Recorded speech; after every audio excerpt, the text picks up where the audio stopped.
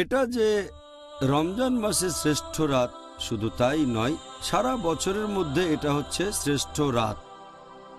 এই রাতে পবিত্র কোরআন অবতীর্ণ হয়েছিল। আল্লাহ সুবহানাহু ওয়া তাআলা পবিত্র কোরআনে বলেছেন, সূরা কদর অধ্যায় নম্বর ৯৭ আয়াত ১ থেকে ৫, ইন্না আনজালনাহু ফি লাইলাতুল কদর ওয়া মা আদরাকা মা লাইলাতুল কদর লাইলাতুল কদর খায়রুম মিন আলফি শাহর তানাজ্জালুল মালাইকাতু ওয়ার রূহু ফিহা বিইজনি রাব্বিহিম মিন কুল্লি আমর সালামুন ইয়া হাত্তা মাতলাল ফজর। যার মানে হচ্ছে নিশ্চয়ই আমি অবতীর্ণ করেছি এই বাণী পবিত্র কোরআন ক্ষমতার এই রাতে, বিধান দেয়ার এই রাতে। আর এই মহিমান্বিত রাত সম্পর্কে তুমি কতখানি জানো? ক্ষমতার এই রাত এটা হাজার মাস অপেক্ষা শ্রেষ্ঠ।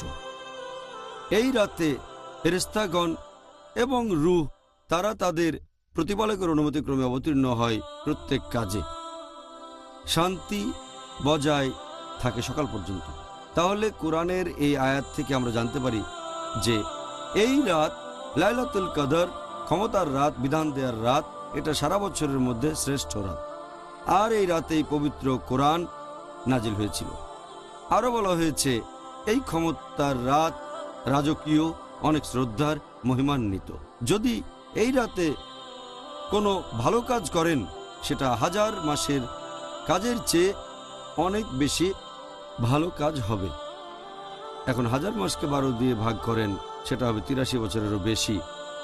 এটা মানুষের গড়পড়তা আয়ুর চেয়েও বেশি সময়। যদি আল্লাহর ইবাদত করেন এই একটা রাতে, সেটা আপনার সারা জীবনের ইবাদতের চেয়ে ভালো।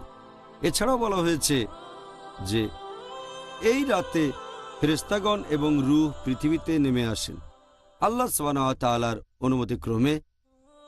আর এই রাতে শান্তি বজায় থাকে সকাল পর্যন্ত।